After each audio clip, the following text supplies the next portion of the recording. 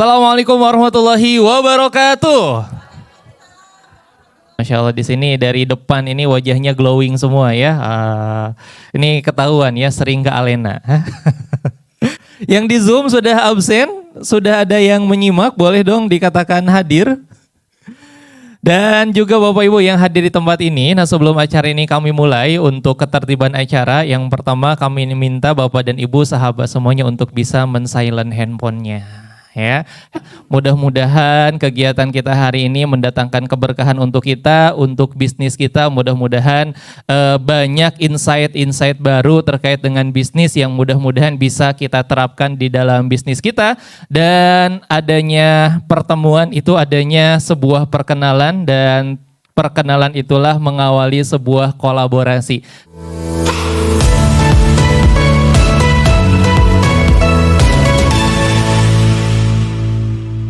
Pertama saya tambah semangat ya, karena saya lihat para speakernya nih golongan milenial semua. Nah saya kan kolonial, kata kalau Bu Yoyo bilang kolonial tuh kolot tapi berjiwa milenial. Ketemu lagi sama Bu Yoyo nih, di Jerman dulu termasuk dia orang yang mempromosikan spa dan terapi untuk khususnya untuk kepala ya, jadi bagus. Jadi supaya peredaran darah jalan Bu Yoyo ya. Dan wabil khusus tentunya saya harus sapa the owner of Alena ya, Bu Pri nih, kalau panggilan saya dengan Mas Pri, karena itu teman-teman lama dan juga sama-sama komisaris di satu PT Spa, bayangin tuh. Mbak Deta nih yang aktif nih, sering kontak-kontak ke saya, itu dia lagi bikin tesis untuk doktor dan S2-nya nggak tahu lagi. S7 juga bisa Mbak Deta, nggak usah khawatir. Tadi baru agak sedikit kurang seger saya begitu dikasih ini, agak lumayan loh.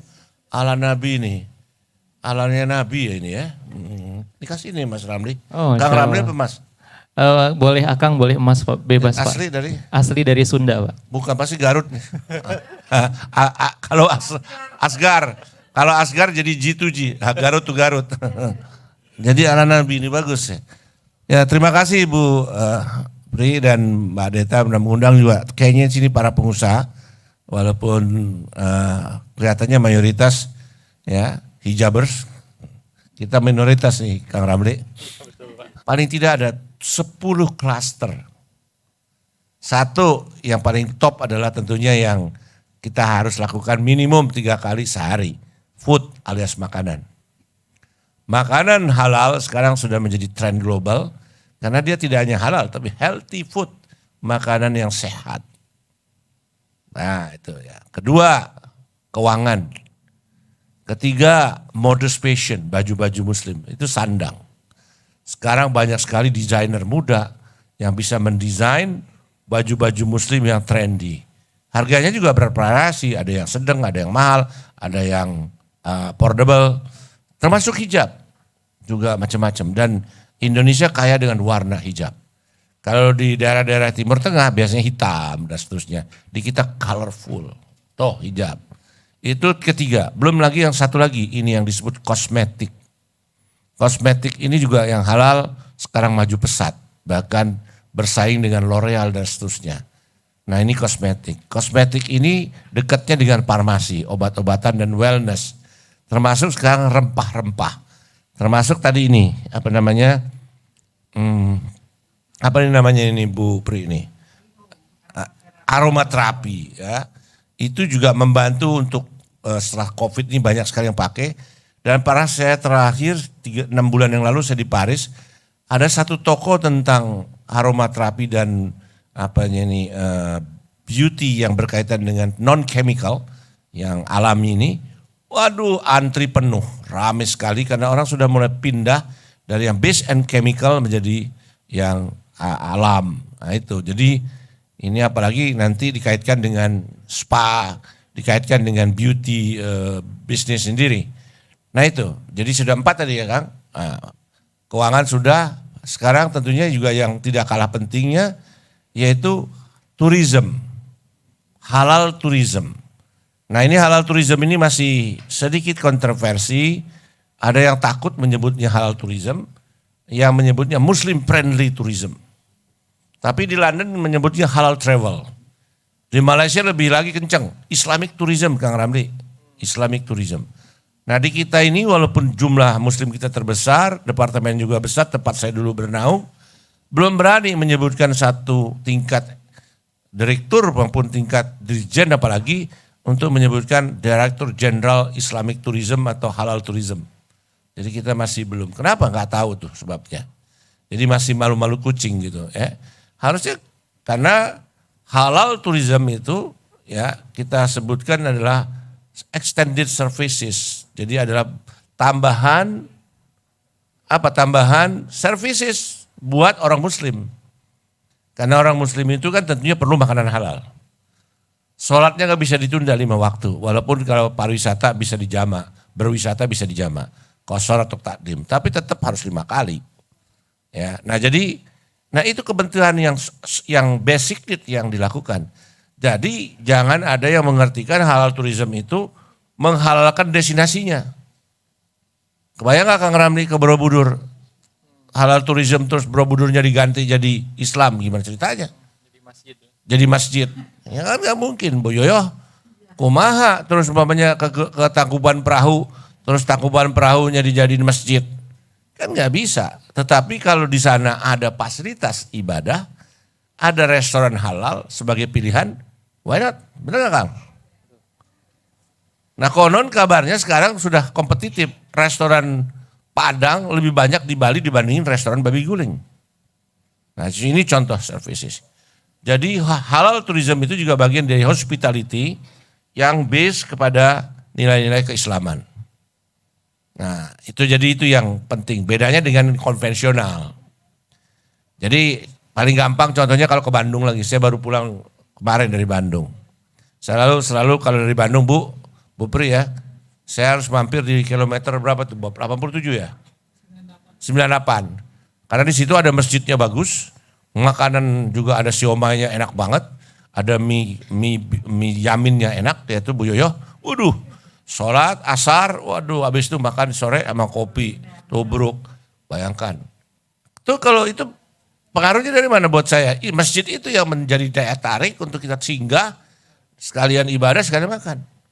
Sekarang Kang Ramli periksa setiap mall yang ada di Jakarta, kalau nggak ada musholanya pasti kita malas datang. Dari perspektif pariwisata, yes, itu services tambahan. Tapi dari pebisnisnya, ownernya, itu tambahan pendapatan. Coba kebayang Kang Ramli sama keluarga atau bawa anak 5 ke mall.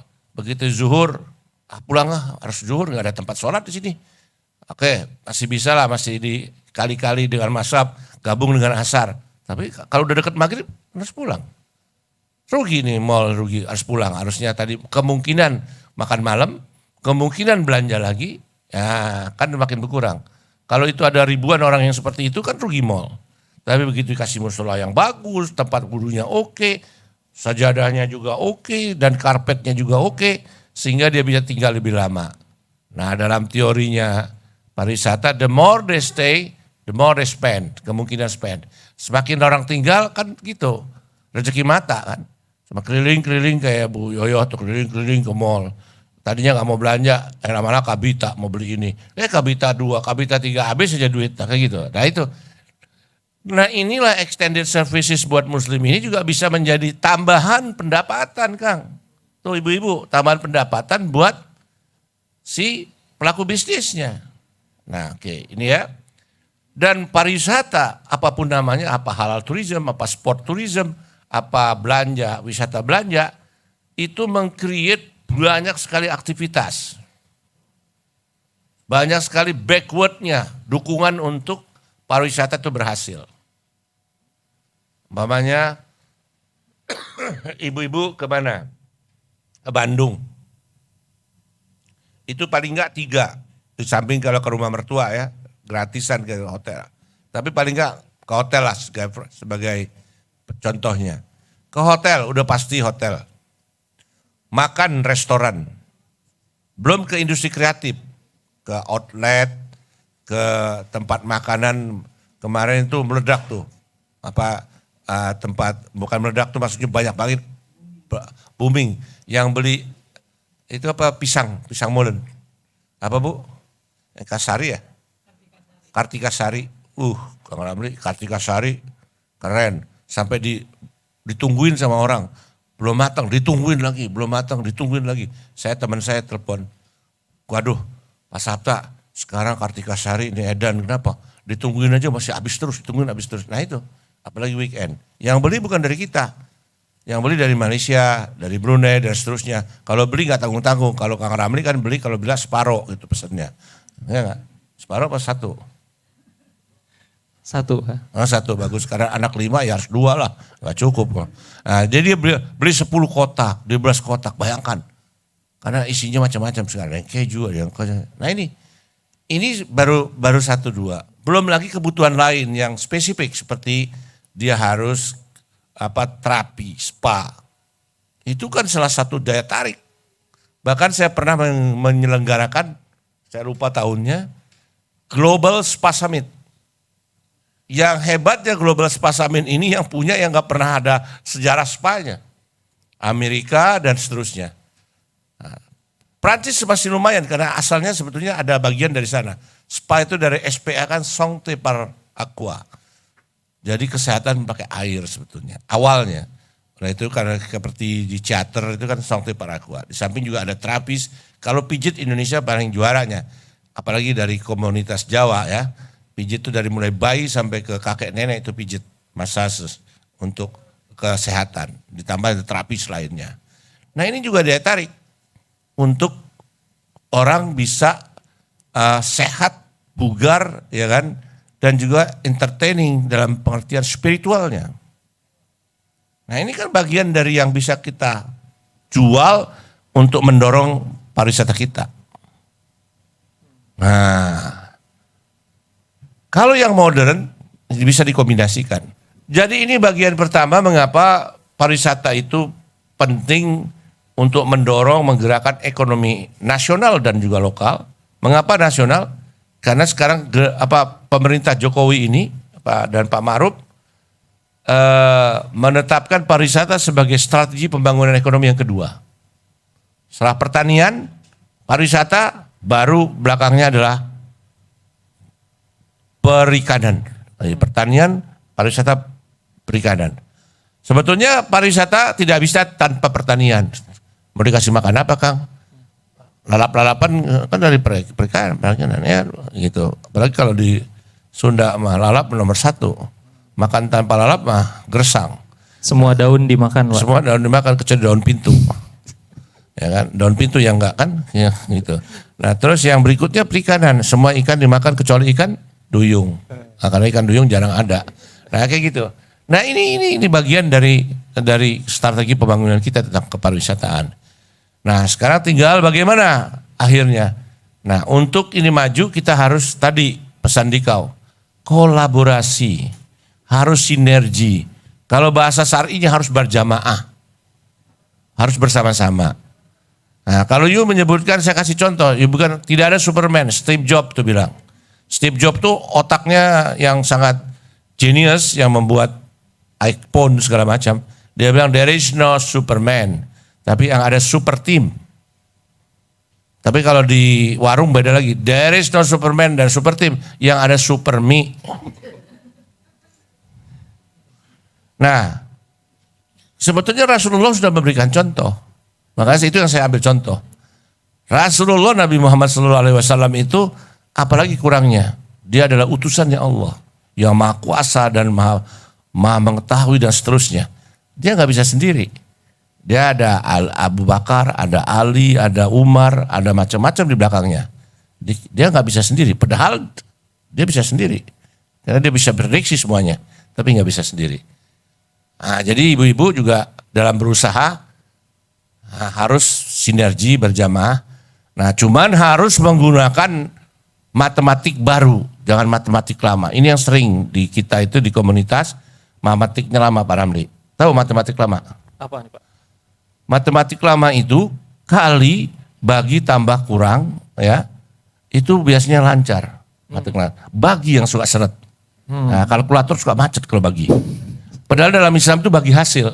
Nah, bagi hasil itu harus transparan, harus jujur, harus amanah. Jadi matematik baru, jadi kali bagi tambah kurang, baginya harus amanah. Harinya harus jelas. Baik. Kita juga kedatangan ini nih Pak, konsultan dan juga trainer spa ya. Kita panggilkan narasumber yang kedua yaitu Bu Wiwit Azmi.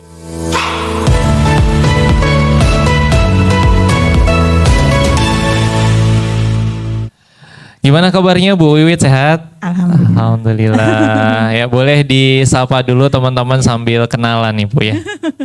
Assalamualaikum warahmatullahi wabarakatuh. Selamat pagi semuanya. Nama saya Wiwit. Saya banyak berkecimpung di spa sejak 2001. Jadi cerita sedikit tentang saya. Saya pertama kali mengenal spa itu awalnya saya belajar itu lama di Mustika Ratu. Dan setelah itu saya memang banyak berkecimpung di kompetensi, di LSP, di LSK, juga di asosiasi. Alhamdulillah sampai sekarang pun masih dipercaya sebagai ketua asosiasi di Jakarta. Aktivitas saya lebih banyak mengajar untuk pengembangan spa dari mulai technical sampai dengan manajerial. Alhamdulillah sedang belajar juga, jadi banyak skill-skill yang saya pelajarin, jadi saya bisa banyak sharing juga sama teman-teman untuk ilmu-ilmu yang saya punya. Ketemu sama Mbak Deta, mempunyai visi-visi yang sama, sehingga pengen membangun juga sekalian berdakwah bersama dengan keilmuan yang saya punya dengan Mbak Deta, seperti itu. Oke, boleh tepuk tangan dulu buat Bu Wiwit ya. Ini kan Bu Wiwit ini kan praktisi ya, praktisi spa dan juga trainer spa juga ya, melatih orang-orang supaya bisa mijet ya. Kalau dari pengalaman Bu Wiwit sekali dari tahun 2001 ya sampai dengan sekarang itu bagaimana sih perkembangan spa di Indonesia khususnya? Ya, saya nyapa teman saya sama juga Ibu Yoyo. Ketemu lagi. Pengalaman saya selama dulu 2001 itu perkembangan spa itu banyak berkembang awalnya itu di hotel-hotel, di resort-resort. Kemudian mulai berkembang itu sekitar 2004, 2005 itu banyak yang buka untuk day spa, jadi city spa mulai dibuka sendiri-sendiri, terus kemudian melayani di kota-kota besar. Karena kenapa awalnya itu di resort di tempat-tempat yang memang jauh dari pemukiman, karena memang dari sejarahnya sendiri kan spa itu solus para aqua, sehat dengan air.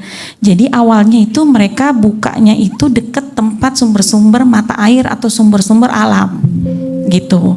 Nah, seiringan dengan berjalannya waktu, orang untuk datang ke tempat situ mungkin jauh, terus kemudian butuh waktu, sehingga dibukalah spa-spa, city-city spa yang gampang memudahkan orang untuk datang gitu. Jadi mulai berkembang 2004-2005 itu spa-spa yang awalnya mereka takut menggunakan nama spa. Mereka nyebutnya salon and spa, seperti itu. Kalau sekarang sudah lebih well known, seperti itu. Nah ini yang menarik, ini kan spa syariah ini kan baru. Kalau dari pengalaman Bu Wiwit sendiri, kenapa harus spa syariah gitu, nggak spa biasa aja gitu ya? Ya udah nggak kayak spa kayak bank ya, spa konvensional dan spa syariah. Betul. Ini saya membaca dari kebutuhan saya sendiri gitu ya, beriringan dengan prosesnya perkembangan Islam dan perkembangan hijaber juga di Indonesia. Awalnya itu adalah keamanan, kerasa nyamanan kita sebagai seorang muslimah ketika melakukan perawatan, awalnya begitu. Jadi kenapa itu menjadi berkembang? Karena kita merasa kalau misalnya kita mau potong rambut, tempatnya terbuka, satu. Kedua, kita ingin perawatan, kok ada lawan jenis, seperti itu. Terus ketiga, ketika kita mau buka, kok masih ada yang lihat, seperti itu. Jadi kebutuhan-kebutuhan itu di mana kita harus menjaga syar'i kita, dari mulai aurat-aurat kita sebagai perempuan itu kan sangat terbatas untuk bisa dilihat orang lain meskipun kita sama-sama perempuan seperti itu. Nah, kebutuhan-kebutuhan itulah perkembangannya. Saya merasakan sendiri itu sekitar 2011 itu mulai berkembang itu spa-spa muslimah yang kecil-kecil gitu, yang biasanya butik and spa yang biasanya awalnya jualnya baju muslimah, terus kemudian ada spa-spa kecil seperti itu. Itu dimulai 2010 dan 2011 seperti itu. Nah, kemudian karena kebutuhan-kebutuhan itu akhirnya kebutuhan terhadap produk halal seperti itu juga dibutuhkan karena setelah penangkapan atau beberapa kali produk-produk kosmetik itu ditemukan oleh Kementerian Kesehatan, produk-produk tersebut satu ilegal, kedua izin POM-nya tidak ada, terus ketiga tidak ada izin halalnya juga yang memberikan rasa nyaman, terutama untuk beberapa produk yang awalnya pencetusan dengan produk halal itu seperti Wardah salah satunya, sehingga setelah Wardah itu muncul menggunakan sertifikat halal peminatnya banyak, sehingga beberapa produk-produk kosmetik mengikuti punya sertifikat halal juga, seperti itu. Baik, ini menarik juga nih ke Pak Sapta nih Pak ya, terkait dengan produk-produk halal di Indonesia, itu potensinya seperti apa sih Pak? Piduitennya Pak, potensi piduitennya Pak?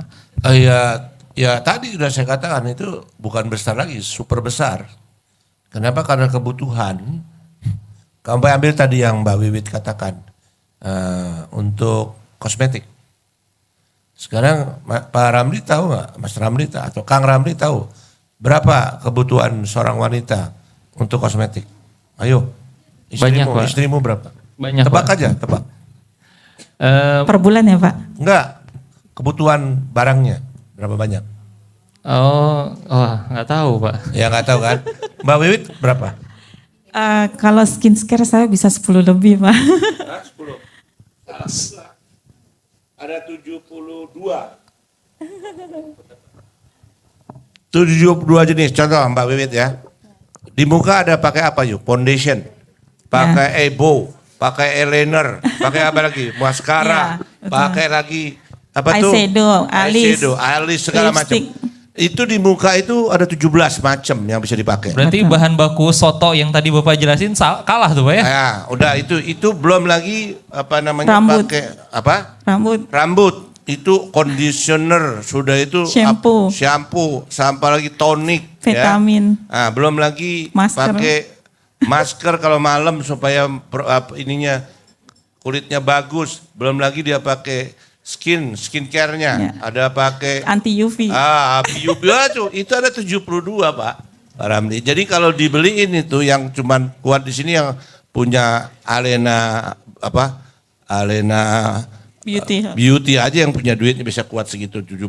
Kalau pakai semua, ya kan? Itu artinya ya itu optional dipakainya Mbak Wiwit ya. Nah itu berapa yang berkembang? Nah sekarang dari semua itu yang disuplai dulu oleh produk-produk non-muslim. Bukan non-muslim, produk-produk non halal. Yang dari Korea, dari Unilever dan seterusnya. Nah toiletry aja Kang, itu jangan kita buat kita aja yang laki. Kita kalau laki paling enggak apa? Sabun. Ya, sudah itu shampoo, conditioner. Udah itu apa lagi? Itu minyak rambut, Tomit.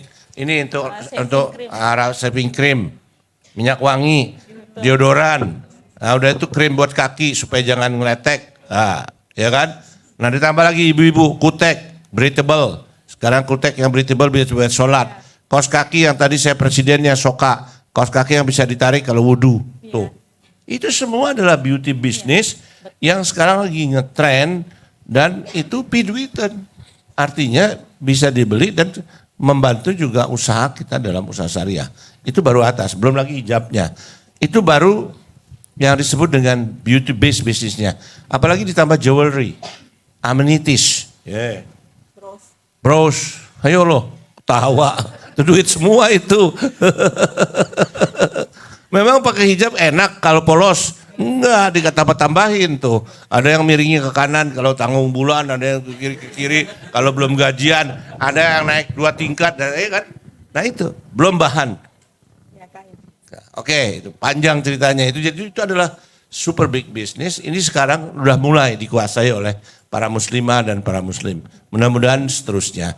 Dan cita-citanya kemarin saya di Modest Passion di Westin, saya juga memberikan beberapa masukan.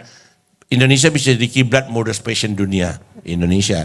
Jadi bukan Paris kalau Modest Passion, di Indonesia, ya kan? Itu. Baik, terima kasih ya. Oh, ini udah saatnya nih ibu-ibu muslimah ya juga ikutan terjun di bisnis atau produk-produk yang halal ya, yang syariah. Kembali ke Bu Wiwit. Bu, kalau boleh tahu nih kenapa Bu Wiwit itu memutuskan untuk bergeraknya di bidang home spa syariah? Dan saya penasaran, kapan bergabung dengan Alena dan kenapa memilih bergabung dengan Alena?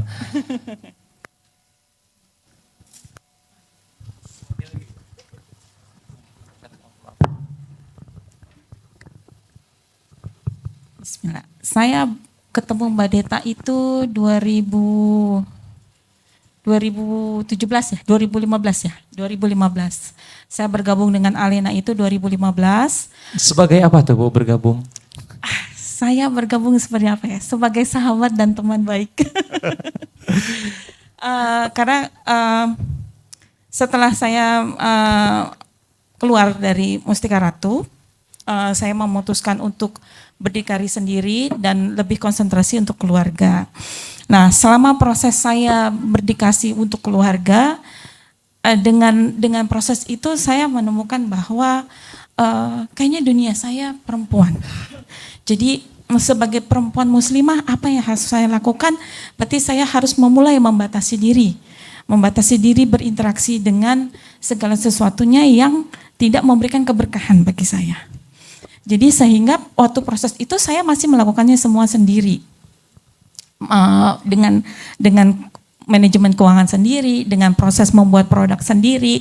Kenapa saya memutuskan untuk membuat produk? Karena saya membaca bahwa keinginan wanita seperti saya yang ingin ada produk halal, itu kan saya belajar kan tentang ingredient semua produk yang ada di situ. Misalnya untuk membuat lotion aja, itu ada produk alkohol di dalam setiap produk ingredient hand body lotion.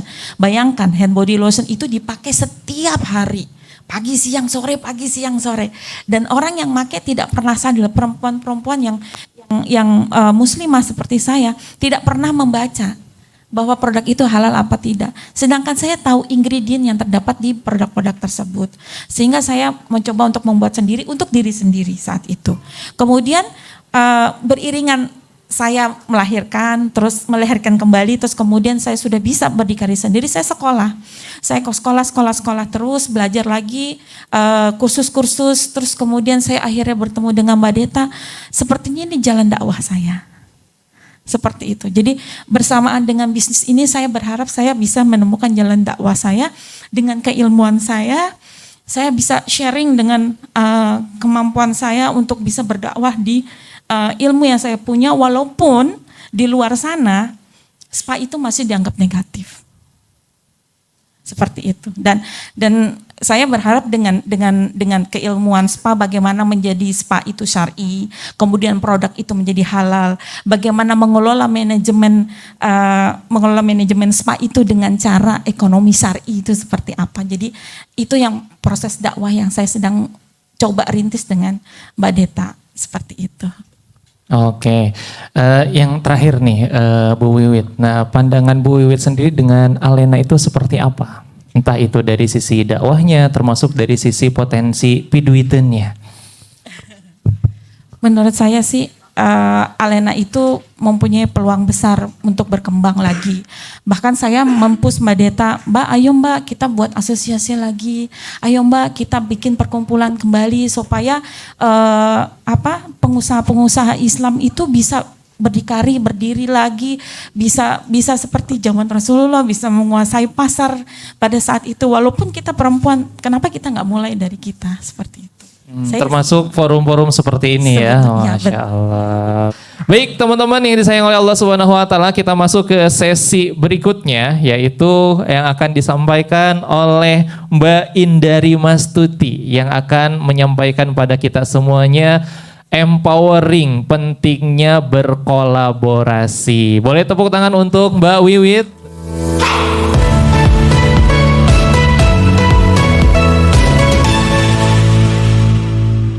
Terima kasih Pak Safta dan Mbak Wiwit, Masya Allah. Jadi kalau dari penjelasan tadi tuh ada cuannya banyak loh di spa itu ya. Siapa di sini yang makin semangat bercuan dari home spa syariah? Yuk ngacung dulu atuh. Wow, sebelumnya udah kenal dengan spa syariah Ibu? Belum pernah? Ya, jadi yang ingin saya share saat ini adalah tentang kolaborasi. Komunikasi dan kolaborasi adalah harga mati saat ini. Saya tadi di belakang tanya sama Deta, Det, kalau bikin home spa dari awal punya gedung dan perlengkapannya lengkap, kira-kira berapa ya, Det ya? Oke, aku tanya, gedungnya deh, waktu kamu punya gedung Alena, itu kira-kira berapa, Det? 1 M katanya. Lalu perlengkapannya dan lain-lain ada 1,5 M? Ada teh kira-kira segitu. Sekarang 1,5 M, gampang gak cari duit buat modal segitu? Gampang gak? Kata ibu yang baju hijau, gampang ah. Amin ya Bu ya, amin. Makanya saya bilang bahwa komunikasi dan kolaborasi adalah harga mati. Karena saya banyak banget bertemu di dalam komunitas. Tadi kan saya share di sini saya co-founder komunitas ibu-ibu doyan bisnis. Ya, jadi di sana itu ibu-ibu pebisnis semua. Kalau saya pengen punya produk baju, saya nggak perlu dari awal punya mesin jahit, bikin pola. Ya, saya bisa langsung kolaborasi sama yang punya baju. Ya, kalau saya pengen punya kue, sekarang saya lagi jualan kurma coklat. Ada yang pernah dengar? Enak banget pokoknya itu ya. Pokoknya musiman. Dan itu langsung laris. Bukan saya yang punya, saya kolaborasi.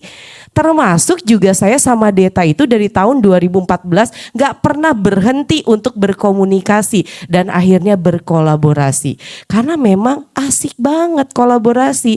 Yang pertama mah adalah meminimalisir modal. Kalau kita mau bisnis. Jadi gak ada tuh alasan mau bisnis itu gak punya duit, gak ada. Mau bikin home spa saja, sekarang Alena itu sebetulnya sudah ada yang namanya affiliate home spa. Ya, cuman share link aja udah berasa bahwa kita punya home spa. Betul? Betul ya, enak banget ya. Nggak perlu ngeluarin kayak Deta dan Ibu Lin 1,5 miliar waktu mendirikan home spa. Salon dulu ya Bu ya, sebelum ke home spa. Nggak ada kayak begitu. Kolaborasi, itulah yang dimaksud dengan kolaborasi adalah harga mati untuk kita semua. Masya Allah ya, oke. Next, ya sebenarnya saya backgroundnya adalah penulis. Dari tahun 96 saya penulis dan saya kenal sama Ibu Vicky juga karena kegiatan nulis ya Bu ya. Oke, baru ketemu sama Bu Vicky. Bu Vicky kita kenalan dari tahun berapa ya? Lama banget pokoknya ya, di komunitas juga ibu-ibu doyan nulis ya kalau nggak salah dulu ya. Jadi saya tahun 2010 itu mendirikan ibu-ibu doyan nulis karena saya doyannya nulis. Tapi ternyata mau doyan apapun gak jauh-jauh, kita harus bisa bisnis. Udah belajar pijat memijat tapi gak bisa nawarin, ada gak yang mau dipijat? Nggak ada. Udah belajar make up, cantik sih. Wah, Syahrini lewat lah. Tapi nggak bisa nawarin make upnya. Ada nggak yang mau di make upin? Enggak. Udah ngedesain bajunya bagus, udah kayak Cinderella gitu ya. Tapi nggak bisa juga jualannya. Nah, ternyata itulah titik yang saya ambil bahwa penulis pun harus bisa bisnis. Ya. Dan harus bisa kolaborasi. Ya, maka dari tahun 2096 saya mulai menulis itu di majalah Gadis. Ada yang seusia saya? Saya penulis di majalah Gadis. Ada? Oke, Ibu. Iya, Aneka, Anita, kalau sekarang zamannya udah gak ada ya. Ya kemarin saya ketemu sama salah satu istri wartawan Republika dan saya nanya, Republika teh masih ayah tuh sih? Udah tutup teteh, Masya Allah. Zamannya sudah bergerak, sudah terlindas, dulu dan sekarang beda. Itu sebabnya kita pun harus berbeda, tidak bisa sama kayak dulu. Ya, sama makanya ketika saya ketemu Alena itu saya potong rambut aja di sana. Masih pengembangan sedikit demi sedikit ke terapis. Kalau sekarang udah cepet banget. Ya, orang udah lebih banyak manggil daripada datang ke salon. Ya, bahkan ngantri di Alena House itu. Karena apa? Udah zamannya seperti itu. Orang udah males bermacet-macet ria datang ke salon. Mendingan tukang salonnya yang dipanggil. Saya kenal Alena itu potong rambut. Ya, facial di salon. Kalau we Alena teh nggak mau home service ya, nggak mau home care. Udah kelindas sama yang lain. Tapi ternyata tertangkaplah peluang itu oleh Alena. Harus berubah sesuai dengan kekinian. Kalau orang bilang itu, mentor saya bilang, sekarang bukan product minded, tapi lebih kepada niche market minded. Apa yang dibutuhkan market, itu yang kita kasih. Itulah kenapa sekarang saya ada yang namanya itu kolaborator kalau di Inscript itu. Saya dibilangin sama mentor saya, kamu bikin produk baru deh. Aku bilang, aduh gak bisa deh bikin produk baru. Gue tuh nulis banget. Oke, kalau begitu ambil teman-teman yang ada di komunitas yang market lagi butuh produk tersebut. Lihat teman-teman, bahkan mentor-mentor saya pun banyak yang berubah, beralih dia dengan bisnis-bisnis yang niche market minded. Apa yang dibutuhkan oleh market. Jadi udah gak boleh sekarang, pokoknya ini mah kesukaan aku. Aku mah maunya bisnis ini, udah gak bisa ternyata kayak gitu. Kelindes kita. Ya, maka home service itu adalah salah satu solusi. Tahun 2007 saya mendirikan bisnis, tahun 2010 saya bangkrut. Yang saya lakukan saat itu adalah mengevaluasi kira-kira saya salahnya di mana ya. Dan harus mengakui salahnya itu di mana. Ya, setelah kita tahu salahnya di mana, maka kita tahu kita akan mengembangkan kemana. Ya, jadi kita butuh ilmu. Sekarang tadi saya ini ada Yulia, member ibu-ibu doyan bisnis juga yang sangat membelajar. Begitu tahu saya di belakang, dia langsung ke belakang. Tapi udah gitu dia nggak ngobrol gitu, langsung nih, teh saya izin ya mau dapat ilmu dulu. Balik lagi dia ke tempat duduknya, bagus dong gitu ya. Artinya memang kesini itu adalah untuk belajar. Tapi belajar yang sebenarnya, abis dari sini actionnya apa ya? Ya nanti mungkin sama Bu Deta akan cerita bahwa action di sini tidak harus juga kemudian buka home spa seperti Deta. Harus punya gedung, harus punya apa. Tapi ada action yang lain. Oke deh Bu Deta saya daftar jadi terapis bisa. Bu Deta saya daftar nih salah satu business owner tapi saya juga gedungnya belum bagus-bagus amat. Gak apa-apa.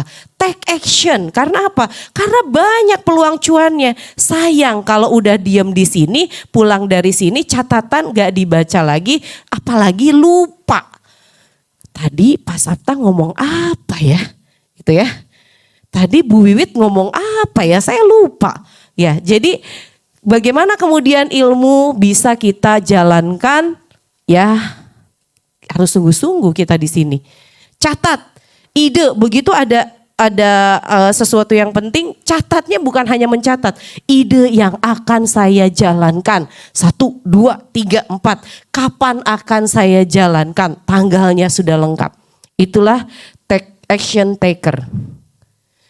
Nah ini sejarah Alena House yang saya tahu ya. Dulu cuman home spa, produk spa. Nah terus berkembang ya. Dulu cuman salon biasa. Bahkan nama pun berubah ya Bu ya. Bukan Alena House dulu ya, salon Alena kan, rumah cantik Alena kalau nggak salah. Ya, sekarang sudah berubah. Artinya kalau bisnis kita mau berkembang, beradaptasilah. 7 step mengembangkan bisnis dengan teknik komunikasi dan kolaborasi. Mudah-mudahan menginspirasi. Yuk kita praktekkan. 1, bikin blueprint bisnis dan komunikasikan ke tim. Saya tuh kalau bikin blueprint itu, Inscript mau kemana, itu 10 tahun ke depan. Jadi tahun 2010 yang saya bilang saya pernah bangkrut tuh 2010.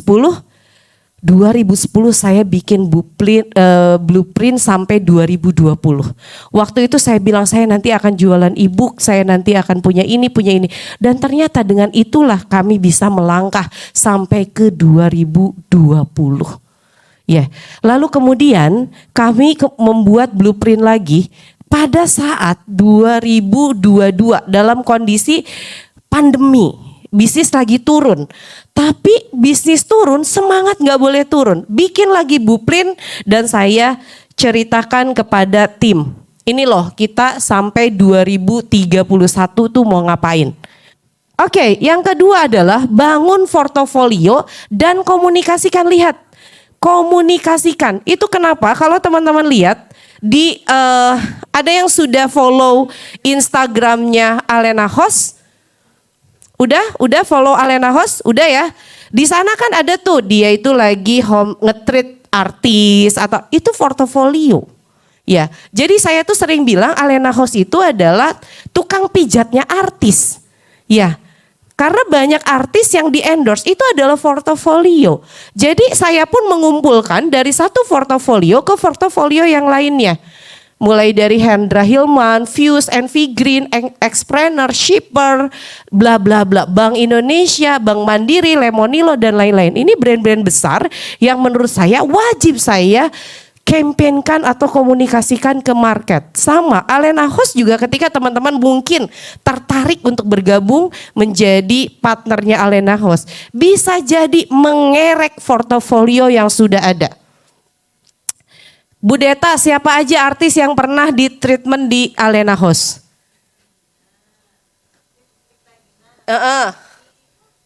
Banyak ya.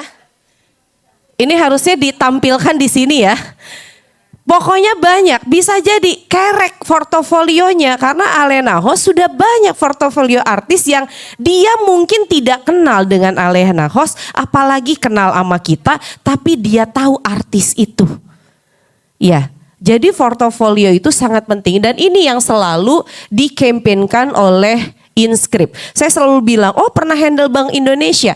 Orang gak kenal sama Indari, gak kenal sama Inscript, tapi ketika dia dengar Bank Indonesia dia bilang, ngerjain apa di Bank Indonesia? Bank Mandiri ngerjain apa di Bank Mandiri? Itu yang kami campaign dan ini wajib dikomunikasikan. Ya. Oke, lalu kemudian, nah ini kekuatan Alena Host juga. Nah ini ya, Tias Mirasih ya. Nah ini adalah sebuah kekuatan yang teman-teman bisa mengerek ya atau dikerek oleh kekuatan si Alena Host ini. Kalau saya mau bikin pelatihan bersertifikasi kayak Alena Host, ya nggak perlu saya berdiri sendiri, saya kolaborasi saja sama Alena Host, sudah dapat semua yang dimiliki oleh Alena yang dibangun lebih dari 10 tahun. 10 tahun? Ya, lebih 10 tahun. Lihat teman-teman, kekuatan inilah yang menjadi kekuatan kita ketika kita akan membangun sebuah bisnis. Makanya franchise laku. Ya, begitu dia bilang Alfamart, oke, aku tahu Alfamart. Ya udahlah Alfamart aja, gampang banget. Ya, mau keluarin duit segede apapun gampang banget karena brandnya udah di mana-mana. Yang dia kerek adalah nama brand dan portofolio brandnya. Ya, setuju sampai sini? Oke. Nah, bangun branding bisnis dan menyasar berbagai sarana komunikasi. Alena pun sama. Dia ada di YouTube, dia ada di IG. Ini pun bisa membantu teman-teman yang ingin berkolaborasi dengan Alena. Nah, ini bangun tim dan intens komunikasi bersama tim secara konsisten. Yang saya tahu nih ya, ini timnya Inscript, kami banyak dari tim C, A, B, ini adalah pembagian tim kami. Alena pun sama, saya dari tahun 2014 itu barengan sama Alena dan kalau meeting selalu intens kami itu. Saya seminggu sekali datang ke Jakarta. Ya sampai sekarang ya tidak berkurang kekompakannya. Bahkan ada yang sudah 9 tahun, ya udah cukup loyal banget. Ya itulah ya, kalau lihat timnya loyal, kemungkinan besar saat membangun tim baru dia pun akan bisa vibes-nya dapat kita. Oh oke, berarti saya pun bisa tuh kayak Alena.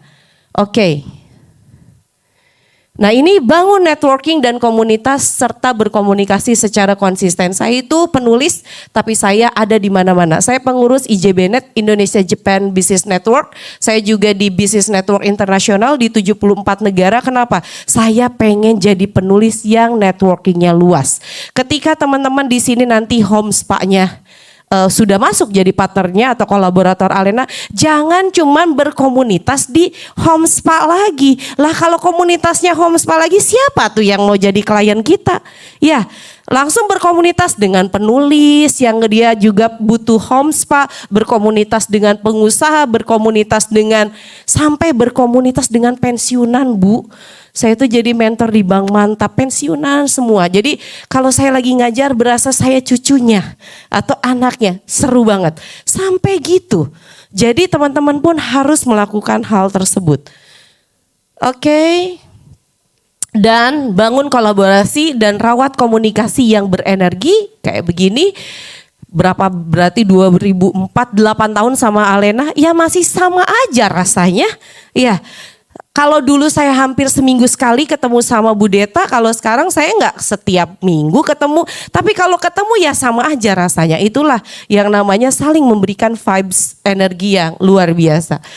Oke, dan yang terakhir adalah komunikasi tanpa henti, update dan selalu terkini. Jadi kita harus tahu Alena lagi ngapain, tahu ya. Atau orang nggak tahu, Teteh sekarang Teteh jualan produk apa, kasih tahu ya. Jadi itulah yang akan membuat bisnis kita akan selalu bertumbuh. Komunikasi tiada henti dan kolaborasi tiada henti. So, kunci sukses dari semuanya, bisnis home spa syariah itu ceruknya besar, gurihnya luar biasa, tinggal mau dipakai atau dijalankan atau tidak terserah Anda, karena kuncinya adalah konsisten. Terima kasih teman-teman.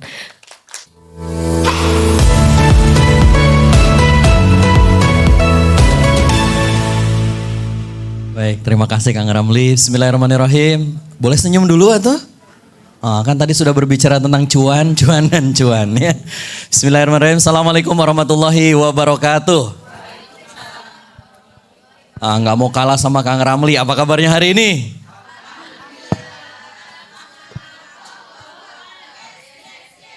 Emang kenapa sih harus ribut kayak gitu sih kalau ditanya apa kabarnya?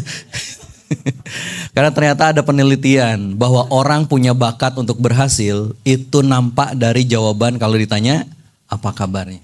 Jadi kalau mau melihat masa depan seseorang, lihat saja jawabannya.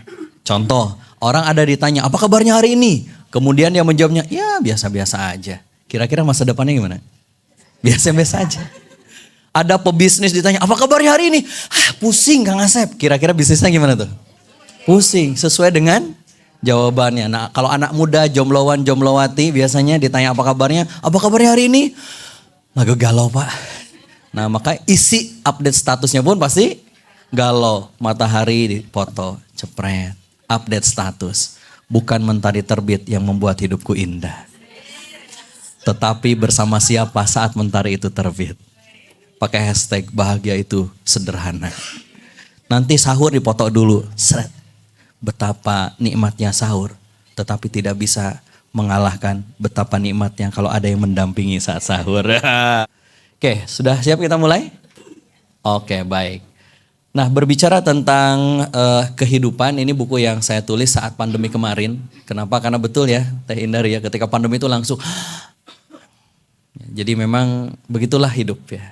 Sebelumnya saya nggak membayangkan saya jadi pengangguran gitu. Ternyata begini ya jadi pengangguran gitu kan.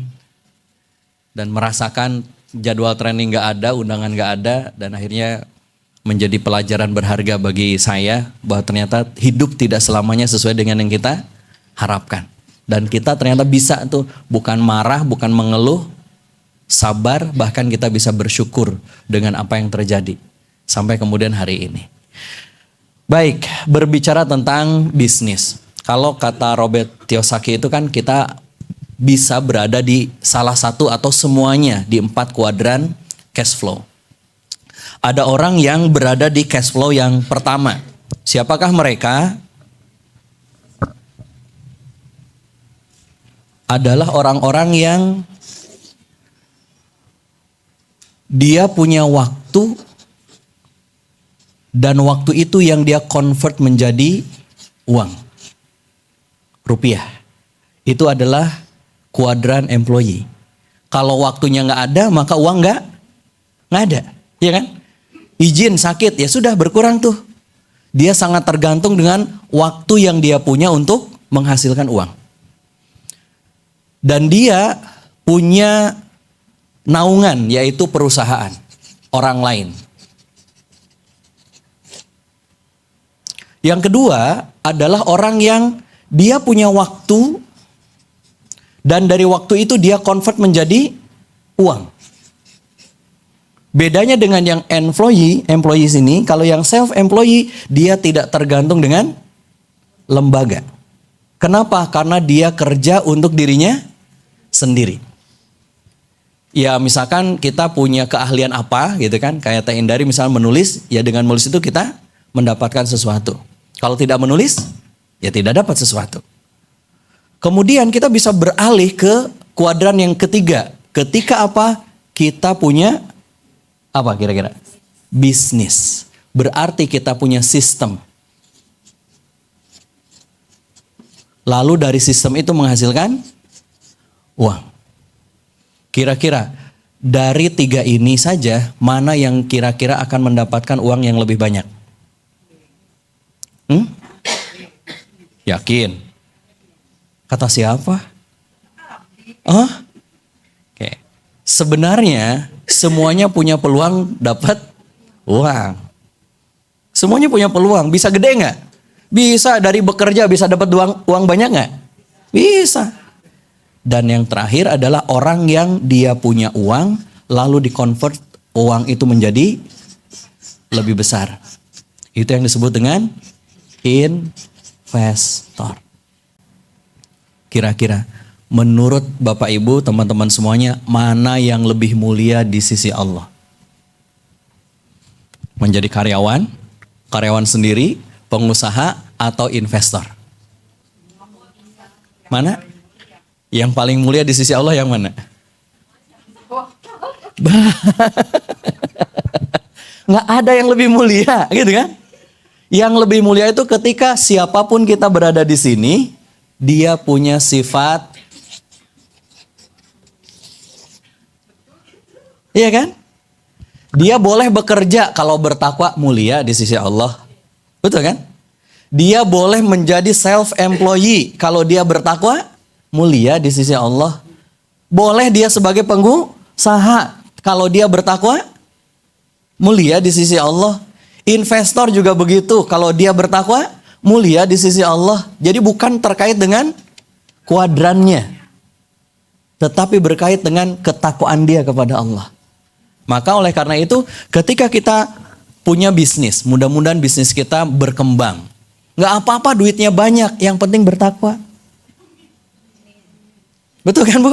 Setuju nggak ini teh? Iya kan gitu.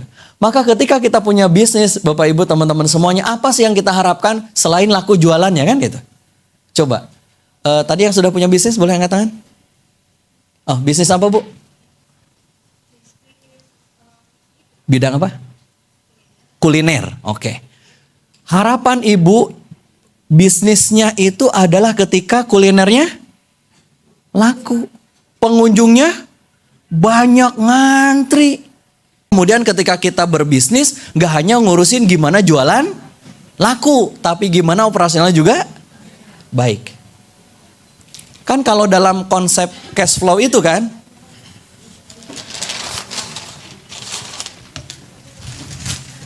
disebut kita hidupnya enak itu kalau cash in lebih besar dari cash out. Betul kan? Itu hidupnya enak pasti. Yang keempat, apalagi harapan kita sebagai seorang pebisnis selain operasionalnya baik? Apa? Karyawannya loyal. Betul kan? Tim kita nih.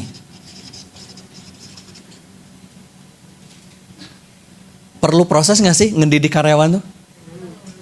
Di bisnis kuliner. Coba, betapa banyak kita itu karek dilatih. Geus kaluar deui. Baru aja dilatih sampai dia Di dapur itu jadi ahli, masak ini bisa ini bisa ini. Setelah ahli, keluar. Didik lagi dari awal. Duit lagi nggak? Duit lagi. Apakah ketika jualan laku otomatis profit? Belum tentu. Maka setiap harapan kita profit. Makanya kalau melihat perusahaan bukan hanya berapa omsetnya setahun, tapi profitnya berapa. Sudah cukup? Bisnis kita? Apa yang belum? Jualannya laku, organisasinya efisien, operasional efisien, kuat, karyawannya loyal, profitnya berlimpah. Ya, yang keenam adalah memberi manfaat. Contoh misalkan, punten, jualan narkoba kira-kira kalau dijual laku nggak? Laku. Organisasinya kuat nggak? Kuat. Operasionalnya? Karyawannya loyal? Loyal. Profit? Profit banget. Manfaat? Jadi bisnis itu bukan hanya tentang keuntungan saja, tapi bagaimana manfaat, kebaikan. Cukup? Belum. Kalau tidak mengantarkan ke surga.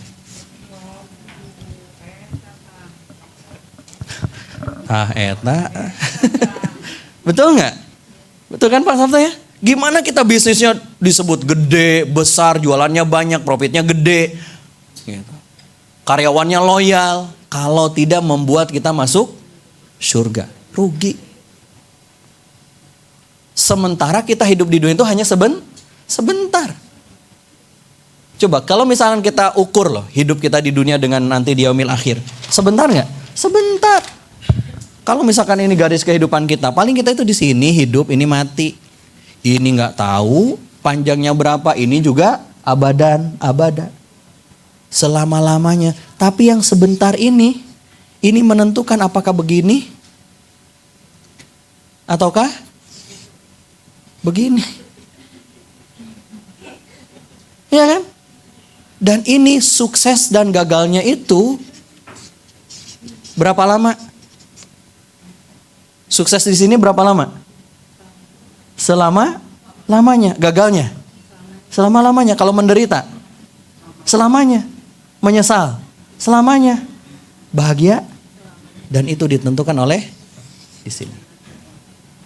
Salah satunya di sini itu kita bisnis.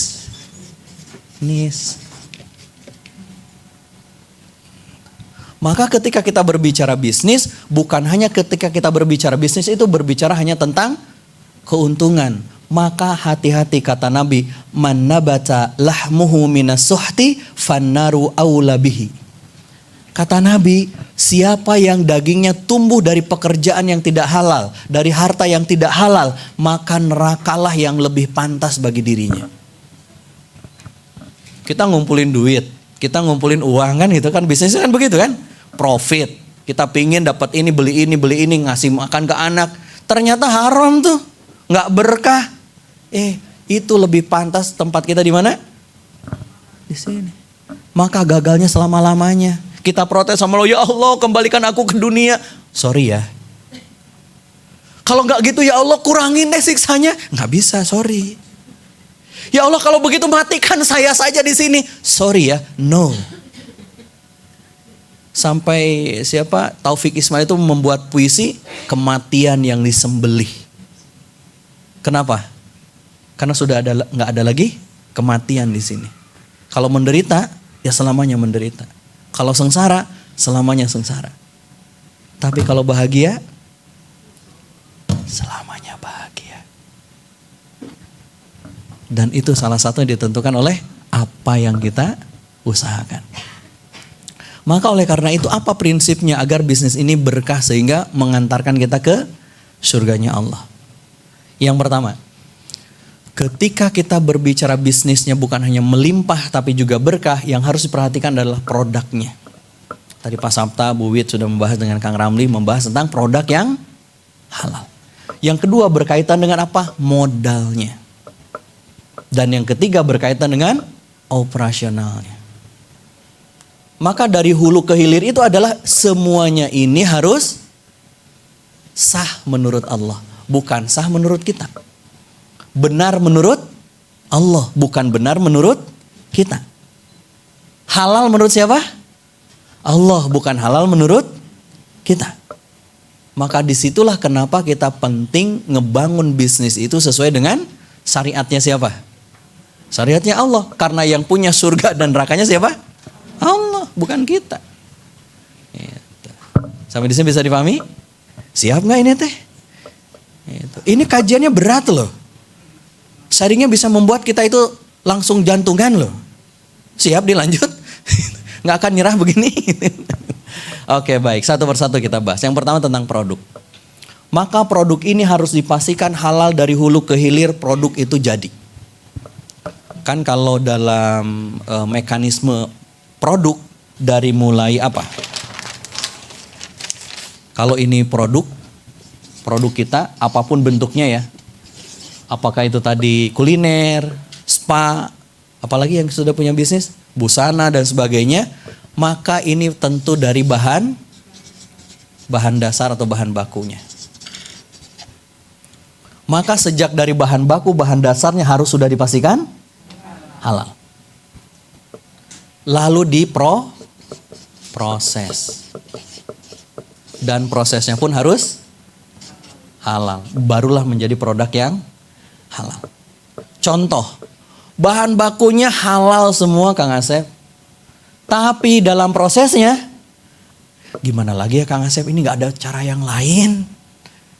Biar lebih hemat biaya, boleh gak dipakainya kayak gini. Dibikinnya seperti ini, dan itu ternyata gak halal. Maka produknya menjadi tidak halal.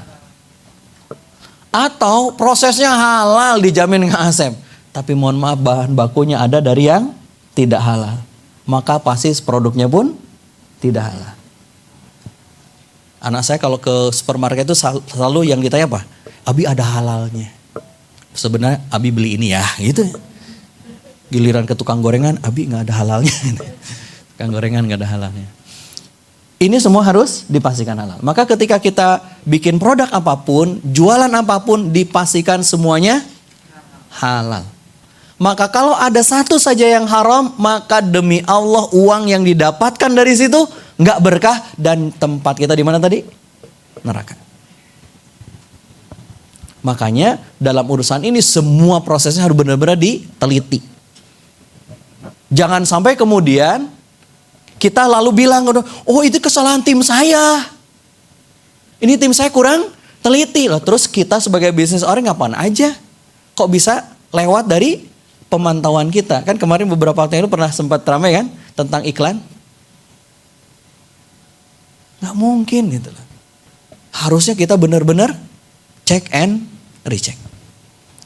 Allah Subhanahu wa taala mengabarkan kita melalui lisan Nabi sallallahu alaihi wasallam, wa innallaha azza wa jalla idza harrama akla syai'in harrama thamanahu. Jadi kalau misalnya Allah sudah mengharamkan satu benda, maka Allah pun mengharamkan duit dari benda itu. Baik dijualnya, disewanya, apalagi yang bisa dihasilkan dari suatu benda. Diproduksi lalu dijual, dibikin olahannya, semua kalau yang sudah Allah haramkan maka semua turunannya menjadi haram. Coba daging babi halal atau haram? Kalau segede gini? Kalau sepotong-potong? Satu tusuk sate babi. Secuil itu saya press sampai keluar tetes minyak babi. Terus berubahlah jadi lipstick. Halal atau haram? Gimana lagi Pak? Nggak ada yang lain. Dipakailah di bibir ibu-ibu. Suaminya mencium berarti mencium. Daging babi apa yang paling haram? Enggak, ada yang lebih haram Bu. Daging babi hasil dari perzinahan antara babi dengan babi. Itu yang pertama. Yang kedua modal. Ternyata untuk membuat bisnis itu perlu modal. Dan harus hati-hati ketika kita mengelola bisnis, modalnya dari mana. Ketika kita punya bisnis itu kan bisa pribadi. Betul kan? Punya pribadi. Bunda Lin punya pribadi. Tapi bisa juga punya bersama. Tapi belum tentu modalnya dari mana tuh. Kalau modalnya dari sumber yang haram, maka bisnis itu pun menjadi haram. Tidak berkah tuh akhirnya. Termasuk ketika kita bersama-sama mengelola bisnis. Maka ada prinsip-prinsip dalam bisnis tentang permodalan. Oh, siapa yang invest, bagaimana hak dan kewajibannya, itu harus jelas. Siapa, dari mana. Jangan sampai kita punya bisnis, baik itu pribadi maupun bersama, tapi modalnya sumbernya dari yang haram. Kenapa? Karena Rasul mengingatkan kepada kita bahwasannya kedua tapak kita itu ketika nanti di yaumil akhir nggak akan bergerak sampai ditanya 3 hal. Salah satunya apa? Tentang harta, tentang uang. Dari mana kita dapatkan dan untuk apa kita pakai belanjakan. Tapi kan Kang Asep kalau nggak pinjem nih ke yang pakai itu loh, gitu kan? Nggak mungkin punya bisnis. Kata siapa? Cari yang haram aja susah Kang Asep, apalagi cari yang halal. Itu kebalik. Kalau cari yang haram susah, ya sudah cari yang halal. Walaupun sama-sama susah, kan sama-sama susah. Mendingan yang halal sekalian. Kan sama susahnya, betul kan? Sudahlah susah, nggak berkah lagi. Mendingan mudah dan berkah. Gitu. Dari mana modal yang mudah? Kebulin. Itu insya Allah. Makanya kalau kita cari pinjaman modal, carilah pinjaman tanpa pengembalian. Kalau tanpa bunga mah itu wajib. Tanpa pengembalian. Ke siapa? Ibu. Kan begitu. Kalau mau kredit yang cerdas itu carilah kredit tanpa angsuran. Itu nggak akan terbebani pikiran kita. Karena yang angsur mertua. Ditanya tuh harta kita. Dan yang ketiga tentang operasional. Ketika kita mengoperasikan bisnis, kita akan berinteraksi dengan siapa? Tim. Betul kan? Maka akad-akad dalam proses bisnis itu harus benar-benar sah. Tidak ada akad-akad batil, tidak ada akad-akad yang haram, tidak ada akad-akad yang menyimpang dari syariat. Semuanya dipastikan halal. Tidak hanya dengan tim, dengan apa? Klien. Kalau misalkan jualan, ini jualannya sah atau tidak? Benar atau tidak? Termasuk juga dengan vendor nih. Klien juga kan? Dengan vendor juga begitu, jual belinya sah atau tidak? Proses jual belinya benar atau tidak? Termasuk semua akad-akad dalam bisnis kita secara operasional semuanya harus sah dan halal. Makanya wajib hukumnya seorang muslim apalagi pebisnis mengetahui prinsip-prinsip bisnis syariah yang halal itu. Kalau enggak udah pasti kena akad-akad yang haram, yang batil. Banyak di antara pebisnis itu menyepelekan ini. Nggak apa-apa kali. Cuma itu yang membuat kita jadi masuk neraka. Makanya Allah Subhanahu wa taala mengingatkan kita, ya ayyuhalladzina amanu la ta'kulu amwalakum bainakum bil batil. Jangan sampai ada harta yang kita punya itu dari cara yang batil. Dengan karyawan, jangan sampai ada akad yang batil. Dengan pemilik modal jangan sampai ada akad yang batil. Dengan klien jangan sampai ada akad yang batil. Dengan pembeli sekalipun jangan sampai ada akad yang batil. Nah, seperti apa detail akadnya nanti Kang Ramli yang bisa jelasin di sesi berikutnya. Insya Allah mudah-mudahan nanti kita bisa lanjutkan ya. Nah, maka ketika kita berbisnis bukan tentang soal untung rugi, tapi tentang surga atau neraka. Maka mudah-mudahan bisnis kita tidak hanya bisa berkembang dengan dikelola dengan baik, tapi juga bisa mengantarkan kita ke surga. Nggak apa-apa untungnya gede, yang penting masuk surga. Boleh diangkat tangan kanannya? Pegang pundak teman sebelah kanannya. Ditepuk-tepuk. Ikuti kata-kata saya. Bu. Ulangi. Bu. Bisnis itu bukan soal untung rugi saja, tapi tentang surga atau neraka. Tangan kirinya sekarang. Tepuk sebelah kirinya sekarang bergantian. Oke, yuk ditepuk teman kirinya sebelah kirinya. Teman kirinya ditepuk. Saudariku, sohibku, atau besti boleh. Ternyata betul. Bisnis itu bukan soal untung rugi, tapi tentang surga neraka. Nggak apa-apa loh. Ulangi, nggak apa-apa loh. Untungnya gede, yang penting ke surga. Amin. Terima kasih, saya Asep Supriyatna. Assalamualaikum warahmatullahi wabarakatuh.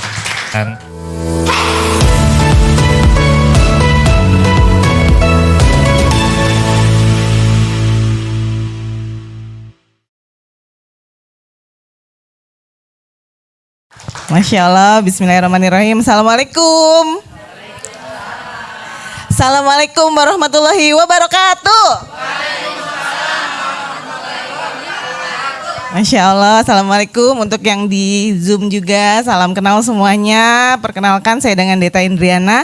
Senang banget ketemu dengan ibu-ibu, bapak-bapak yang Masya Allah luar biasa, yang selalu diberkahi Allah Subhanahu Wa Taala. Amin.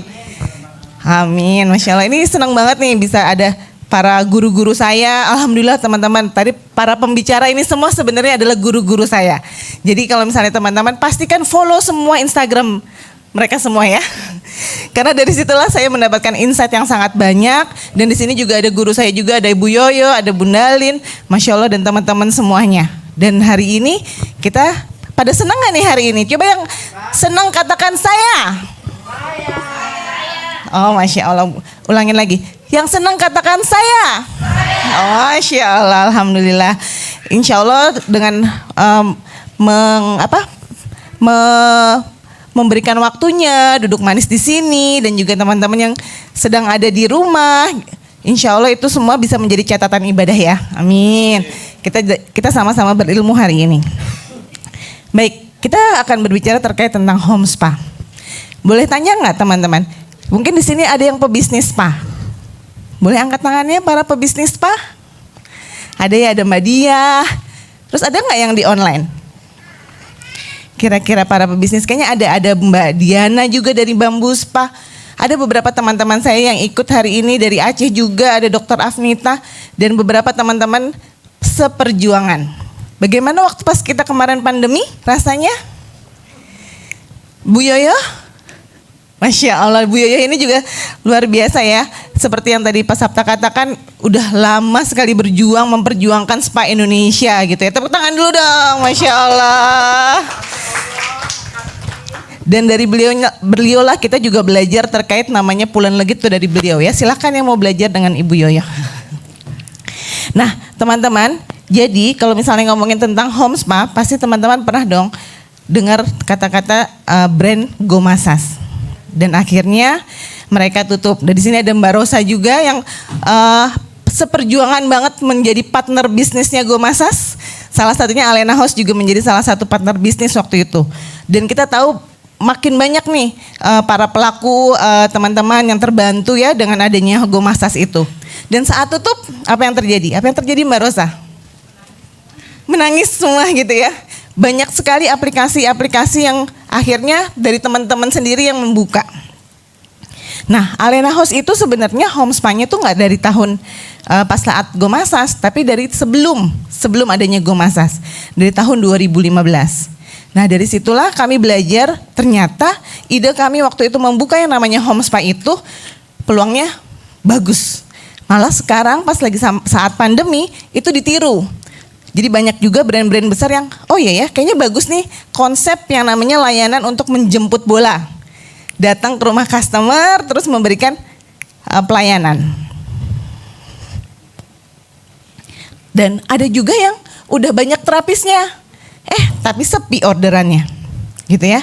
Pengennya kita sama-sama berjuang untuk bisa mengurangi angka pengangguran khususnya wanita. Nah, salah satu home spa ini adalah menjadi salah satu concernnya dari Alena House juga untuk bisa menyerap tenaga kerja wanita. Nah, maka dari itu hadirlah yang namanya konsep layanan home spa syariah. Boleh tahu di sini ada customernya Alena House nggak nih ya? Coba deh angkat. Oh, Masya Allah, alhamdulillah, alhamdulillah. terima kasih banyak sudah menjadi pelanggannya Alena House. Terima kasih banyak juga yang ada di online. Terima kasih banyak. Ya, jadi konsep ini nih hadir pas tahun 2015. Jadi setelah itu kami menjemput bola, dari situlah kami bisa bertahan hingga saat ini. Ya, jadi kalau cerita sedikit, pasti Ustadz Asep juga tahu tuh, cerita sedikit kenapa sih jadi konsep awalnya kita beralih jadi home spa itu adalah di tahun 2015. Di saat itu di bulan Januari awal tahun 2015 itu saya istilahnya diajak ngobrol sama ibu saya. Deta, Alena House itu dari 2015. Alhamdulillah belum untung nih. 2 tahun jalanin. Terus nombok lagi. Emasnya ibu udah habis dijual untuk bayar gaji karyawan kamu. Mau gimana nih ke depannya? Saya langsung, kemana aja sih Deta nih selama ini? Kok bisa setega itu gitu kan? Dan dari situlah akhirnya saya belajar dan ketemu juga dengan Teh Indari. Diperbaikilah, kita reparasi bisnis lah, kita dirapihin. Dan akhirnya kalau yang namanya kita coaching teman-teman, saat kita lagi coaching itu PR-nya banyak ya. Visinya diulang lagi, semuanya diulang. Dan dari situ kita langsung, adekku punya ide. Mbak, gimana kalau kita jemput bola? Terapis aku yang bisa duduk-duduk manis, nunggu customer datang, mau nggak ya dia kira-kira angkat pantat gitu istilahnya untuk pergi keluar gitu ya, untuk datang ke rumah customer. Dan itu ternyata nggak mudah untuk membuat mindset tersebut waktu itu 2015 tersebut. Dan alhamdulillah dari situlah kita ada yang namanya Go Masas ini yang membuat kayaknya kayak kebuka gitu loh. Oh ternyata ini ada peluangnya ya. Kalau kita datang ke rumah orang tuh bisa dapetin cuan juga ya. Oh bukan kayak, PR-nya adalah jangan sampai jadi kayak tukang-tukang pijit yang biasa pergi keluar. Nah itu kan menjadi PR. Terutama teman-teman yang ada di dalam industri spa sudah tahu tuh apa sih yang harus kita punyai. Skillnya, knowledge-nya, attitude-nya. Masya Allah di sini banyak asesor spa di sini Pak. Coba asesor angkat tangan. Masya Allah. Nah yang mana mereka juga sangat concern tentang yang namanya bagaimana punya terapis itu harus punya kompetensi gitu ya. Nah itulah yang menjadi kenapa Alena House itu punya yang namanya Home Spa Syariah. Kita menghadirkan pelayanan ke rumah-rumah. Dan yang paling penting tadi adalah yang mesti dikatakan Ustadz Asep tadi. Prosesnya harus benar, layanannya harus seperti apa dan juga produknya. Itu yang menjadi concernnya kita. Nah makanya dari situ alhamdulillah dari home spa tersebut omset kami bertambah ya mulai dari 300-500 juta waktu itu. Terus abis itu omset para terapis juga alhamdulillah bisa dapetin 120 juta per tahunnya, per orangnya gitu ya, lumayan ya berarti ya, berapa dihitung sendiri ya. Nah terus setelah kita lihat ternyata ada yang namanya sustainable growth rate-nya gitu. Keberlangsungan daripada kita mempunyai konsep home spa itu bisa bertahan 20-35%. Itu sesuai dengan laporan keuangan di Alena House. Dan saat itulah kami baru memiliki cabang di Jabodetabek, Pekanbaru, dan alhamdulillah di 2023 ini adalah di Padang. Nah, teman-teman di sini ada nggak sih yang pengen punya bisnis yang bisa memberdayakan banyak orang, yang bisa bermanfaat? Boleh tahu siapa yang pengen punya bisnis yang bisa memberdayakan banyak orang? Masya Allah, coba ini foto-fotonya, videonya harus di-shoot. Insya Allah kalau kita mengayakan orang lain, insya Allah kita dapat pahalanya lebih besar lagi ya. Amin. Ya, nah ini adalah bagaimana caranya kita memulai bisnis home spa. Jadi kalau teman-teman di sini yang sudah punya bisnis, boleh banget kalau misalnya berhijrah kan nggak ada salahnya ya. Nah ini bisa dipraktekkan. Jadi yang pertama adalah kita harus tentukan nih, bisnis kita tuh mau dibawa kemana sih? Saat kita punya bisnis, kita harus cari masalah dulu. Karena saat kita tahu masalah apa yang terjadi di pasar, maka kita akan memiliki solusi. Ya, jadi langkah pertama adalah cari masalah, yang kedua adalah cari solusinya. Setelah kita cari solusi, bagaimana caranya? Yang pasti solusinya itu orang pasti kan udah tahu ya, kita ketik di Google aja pasti akan keluar tuh solusinya banyak. Tapi solusi yang seperti apa sih yang harus kita miliki? Solusi yang memiliki keunikan. Cari keunikan dalam bisnisnya kita. Home spa sudah banyak, tapi bagaimana kita bisa punya keunikan tersendiri?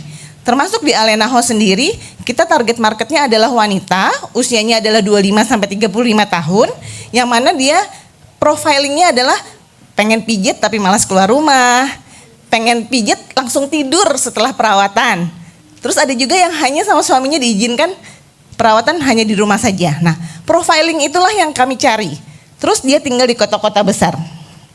Setelah itu apa lagi?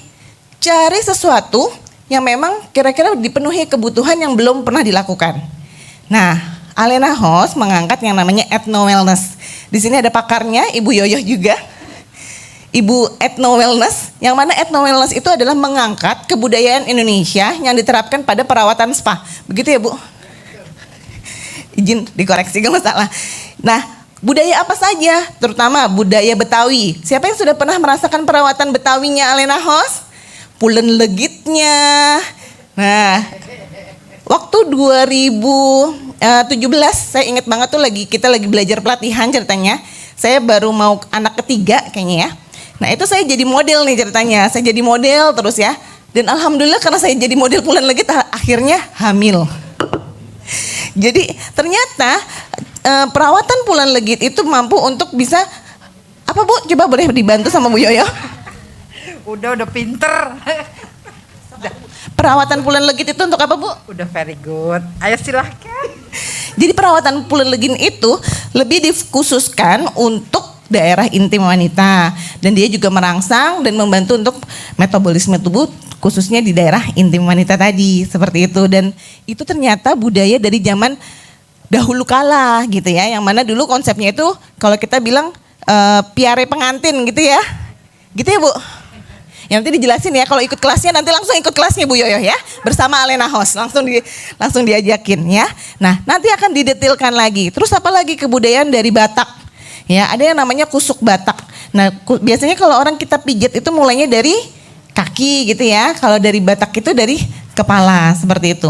Nanti akan ada lagi nih, insya Allah nih Bu Yoyo akan bersama dengan asosiasinya untuk mengajarkan terkait tentang Urwi Minang ya Bu. Apa lagi Bu? 15 ethno wellness, 15 daerah yang akan diangkat melalui perawatan spa. Jadi kalau misalnya teman-teman kalau taunya spa itu hanya Jawa, Bali, nah ini tuh ada Madura, ada Papua, ada Minang. Wah, semua unit SKKNI kayaknya disebutin. Ya, jadi teman-teman, kalau misalnya di sini benar-benar yang benar-benar serius pengen tahu yang namanya bisnis spa, harus belajar yang namanya Standar Kompetensi Kerja Nasional Indonesia. Pelajari, ada di Google juga ada ya, SKKNI gitu ya. Kebetulan kita juga lagi merancang lagi SKKNI baru. Dan di situ sudah ada tuh 28 unit baru tentang ethno wellness. Nah, disitulah Alena ada. Disitulah dimasukkan nilai-nilai yang namanya kebudayaan itu, dan itu dijadikan unique sellingnya Alena House. Nah, yang ketiga ini nih, penting banget kita mesti mempersiapkan diri untuk menjadi pebisnis syariah.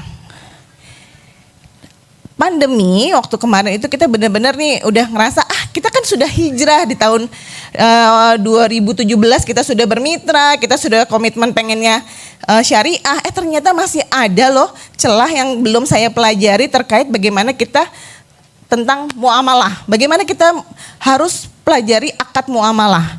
Ya, jadi teman-teman mungkin kalau fikih yang tadi Ustadz sampaikan harus dipelajari tuh terkait muamalahnya, pelajari akadnya. Ternyata di Islam tuh sudah diatur banyak sekali akad-akadnya, baik akad ijaroh yang namanya sewa, biasanya kita taunya sewa lisensi gitu ya, atau akad yang namanya kita dimodalin sama orang, yang namanya dimodalin sama orang itu harus jelas modalnya, itu teh dipinjemin atau diberikan amanah, terus habis itu kita dikelola, terus akan apa nih, akan bagi hasil atau apa, itu harus jelas.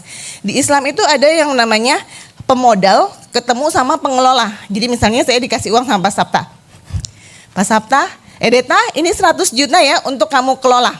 Pak ini dipinjemin atau apa tuh harus jelas. Itu ada namanya sirkah gitu ya, namanya sirkah. Jenis kerja samanya namanya sirkah, kita bersirkah. Sirkahnya itu mudarobah atau mufawadoh. Nah ini guru saya, Ustadz Ramli ini adalah guru saya dalam urusan akad muamalah ya. Jadi beliau luar biasa jadi host, guru saya, tepuk tangan lagi deh buat Ustadz Ramli. Saya biasanya panggilnya Ustadz Ramli soalnya ya, bukan Kang Ramli ya. Kadang-kadang Kang Ramli juga sih kalau lagi makan gitu ya. Nah selanjutnya habis itu apa lagi? Tujuan kita tadi benar kata Ustadz Asep. Apakah kita ini mau arahnya fokusnya mikirnya untung rugi apa surga neraka? Nah di Alena itu dikencengin terus tuh umurnya tuh. Ayo mau surga apa neraka gitu. Ayo fokus pada bagaimana kita bisa berjuang. Fokus sama apa yang sudah kita lakukan. Apa yang bisa kita lakukan, apa yang bisa kita apa yang kita respon itu ya sesuai dengan ini kita, kegiatan kita gitu. Kita nggak bisa tuh mengajak orang untuk melakukan hal baik, tapi kita bisa membuat diri kita menjadi lebih baik. Maka itu penting banget kita juga perhatikan layanan. Tadi Ibu Wiwit juga menyampaikan terkait layanan-layanan yang syariah. Nah pasti teman-teman tahu ya, yang namanya spa itu adalah perawatan, mulai dari perawatan rambut, ya, terus perawatan wajah, perawatan tubuh, perawatan tangan dan kaki, itu adalah spa. Yang mana semua itu harus disentuh yang namanya panca inderanya. Dari mulai penglihatannya, panca penciumannya, perasaannya, pokoknya harus disentuh. Jadi kalau misalnya teman-teman ngomongin kata-kata spa, kalau tidak ada rendam kakinya, itu namanya bukan spa gitu. Ya, jadi kalau misalnya nanti minta konfirmasi nih sama Pak Sapta, kalau yang dada spa tapi hanya menunya itu wajah wanita, itu bukan spa. Ya, kalau menunya itu wajah wanita itu namanya bukan spa. Yang namanya spa itu ya harus ada menu treatmentnya, pelayanannya gitu ya. Dan di situ juga dikasih tahu pakainya produknya apa, pelayanannya itu seperti apa, harus di depan. Namanya kita berakad kan. Baik Ibu, kita akan melakukan perawatan 60 menit dengan harga berapa? 150.000 misalnya seperti itu. Itu di depan. Itu namanya akad dan itu sudah ada di dalam menunya. Ya, itu yang perlu disampaikan kepada teman-teman semua. Beda kalau misalnya kita jadi terapis yang datang, terserah dia bayarnya berapa. Ya, nah itu akadnya kan nggak jelas. Jadinya nanti namanya goror apa horor Pak? Jadinya goror gitu ya. Jadi nggak jelas. Jadi harus di depan. Namanya kita memberikan jasa ya sampaikan saja. Misalnya dia deal ya insya Allah itu akan ada keberkahan di situ daripada terserah aja deh gitu ya. Nah beda kalau misalnya kita hanya memang benar-benar hanya memberikan terapi, nggak berharap cuan, itu kan beda ya seperti itu. Selanjutnya apa sih pangsa pasar yang tadi sempat dikatakan? Kalau teman-teman di sini kalau misalnya bisa dibilang pangsa pasar laki-laki, kalau misalnya sekarang kan saya ngomongin Alena itu pangsa pasarnya wanita. Nah belum ada nih yang benar-benar pangsa pasarnya itu laki-laki, yang mana terapisnya laki-laki. Seperti yang tadi Pak Sapta katakan, kadang-kadang juga suka geli kalau di laki-laki dipijat sama laki-laki. Tapi bagaimana caranya kita bisa menghadirkan terapis Ikhwan yang memang benar-benar profesional gitu ya. Nah itu kan menjadi tantangannya kita ya, gimana caranya kita bisa membuat seorang terapis yang benar-benar attitude-nya bagus gitu. Karena apalagi sekarang banyak banget marak. Dan itu menjadi dakwahnya kita untuk memberantas hal itu semua ya. Insya Allah itu bisa makin berkah nih usahanya, amin. Terus usianya, nah teman-teman yang punya usaha, pikirin deh range berapa. Jangan bilang ya semuanya saya mah layanin dari bayi sampai nenek-nenek. Boleh, tapi tetap punya target mau yang seperti apa sih pangsa pasarnya. Boleh nanti akhirnya nanti ada pijat bayi, pijat ini. Karena apa? Saat kita menentukan target market, maka kita bisa tahu nih marketing kita akan seperti apa. Kita bahasanya akan seperti apa. Itu ditentukan daripada kita menentukan pangsa pasar ini, ya. Terus yang tinggal di kota-kota besar atau yang seperti apa? Silahkan membuat sebuah profiling customer Anda yang memang Anda banget. Nggak usah nyari-nyari ke tempat yang lain. Contoh tadi Teh Indari sempat berkata bahwa saya tuh punya pensiunan. Waduh, itu langsung kepikir dari otak saya. Oke, baik kalau gitu saya harus punya pelayanan apa tadi namanya, Bu? Apa? Ya, pelayanan untuk yang usianya manula. Gitu. Langsung kepikiran kan? Itu kan menjadi sebuah potensi gitu ya. Oh iya, ada loh pangsa pasar di sini yang mana usianya seperti ini dan pelayanannya tuh sangat berbeda. Otomatis kompetensi daripada terapisnya pun juga berbeda. Ya, seperti itu. Jadi silahkan teman-teman tentuin pangsa pasarnya. mau yang seperti apa, dan concern aja. Kalau bisa mah dari yang kita sukain, karena kalau yang kita ngada-ngada tuh kayaknya bukan kita banget, jadinya saat nanti tiba-tiba bisnis yang ngedrop, kitanya pergi. Jadi pokoknya yang lu banget deh gitu. Ini nyolek ke kiri gitu sambil nyolek-nyolek ini. Ayo semangat para pejuang pebisnis home spa. Selanjutnya apalagi, tentukan strategi marketingnya mau seperti apa. Jadi alur pendapatannya mau dari mana aja sih? Apakah hanya dari jasa? Apakah dari pelatihan? Apakah dari penjualan produk? Atau dari layanan di outlet? Itu terserah, ditentukan. Nah dari situ kita bisa tahu, oh berarti kalau misalnya saya pengen jualannya lebih ke arah home spa-nya, terus seperti tadi Teteh Indari juga sempat sampaikan, cari tuh endorser gitu seperti itu ya. Cari nggak mesti selebgram, semua yang ketua-ketua komunitas itu kan, kepala sekolah itu kan menjadi sebuah target market juga ya, yang beda seperti itu ya. Nah yang ketujuh, tambah lagi ilmunya. Jujur saya juga masih kurang banget. Jadi saya pun juga masih berilmu sampai sekarang. Makanya saya senang banget nih ketemu sama teman-teman di sini. Sebenarnya saya pun juga lagi belajar sama teman-teman semuanya. Dan berharap teman-teman semua di sini juga terus update. Karena ilmu itu tuh insya Allah deh pasti bakalan berguna. Terutama bagi teman-teman para terapis nih yang punya punya rasa aku tuh doyan loh pijet. Boleh banget, karena saat kita punya keahlian pijet itu tuh kayak sebuah modal. Jadi jangan lupa ditaruh di CV-nya teman-teman bahwa teman-teman bisa massage ya. Kadang-kadang suka lupa tuh. Kok ini misalnya sama terapis, kok CV kamu gini doang? Bukannya kamu bisa manicure pedicure? Bukannya kamu bisa hair treatment? Kenapa nggak dimasukin di CV? Malu Bu. Ya udah berhenti aja jadi terapis. Kalau malu, karena terapis itu sebenarnya bukan hal yang memalukan, itu menjadi sebuah kebanggaan. Karena habis dipijit kita ngerasa enak nggak? Iya, seperti itu. Kenapa mesti malu menjadi seorang terapis, Pak? Seperti itu. Saya punya pelanggan tetap, yaitu suami saya sendiri. Jadi teman-teman ibu-ibu yang belum bisa massage harus bisa massage. Paling enggak kita bisa mengelus-ngelus orang-orang di keluarga kita, anak kita, mertua kita, wah semuanya. Abis ini saya kayaknya ada jadwal. Ayo ya Dad, tolong pijitin ibu, tolong pijitin suami. Kayaknya nih ada seperti itu jadinya nih. Nah, jadi teman-teman yang belum bisa massage, belum bisa pijit, ayo belajar. Karena dari situ itu menjadi kita bisa membahagiakan orang lain ya. Tambah ilmu. Yang terakhir adalah perluas pertemanan. Teman-teman bisa lihat kalau misalnya saya dengan Pak Sapta, saya deketin Pak Sapta, saya mau berilmu, alhamdulillah beliau welcome banget. Habis itu saya juga deketin Bu Wiwit yang mana sudah senior saya deketin.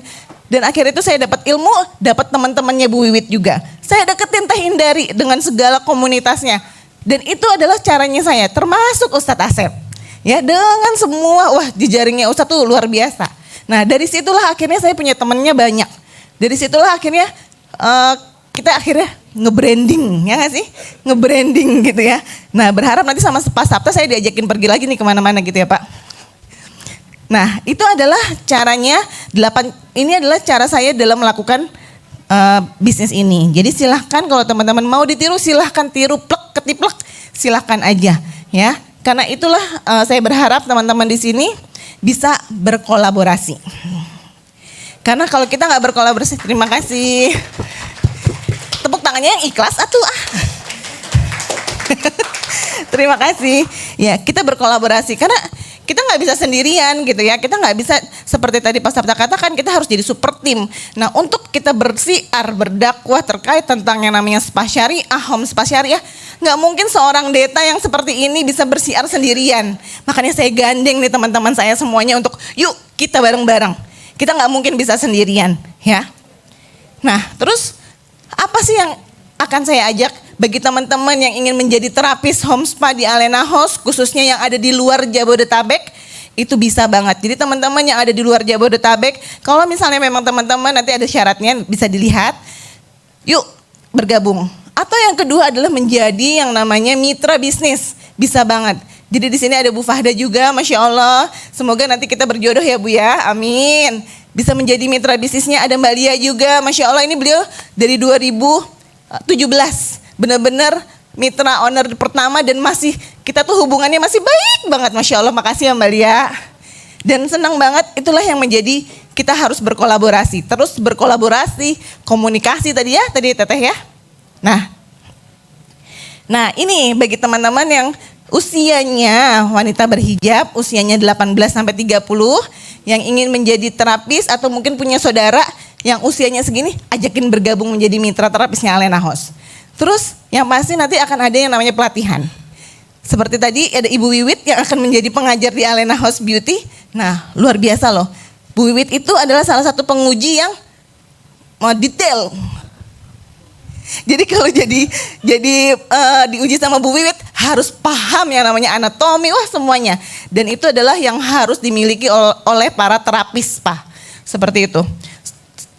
Selanjutnya adalah siap ditempatkan di mana saja.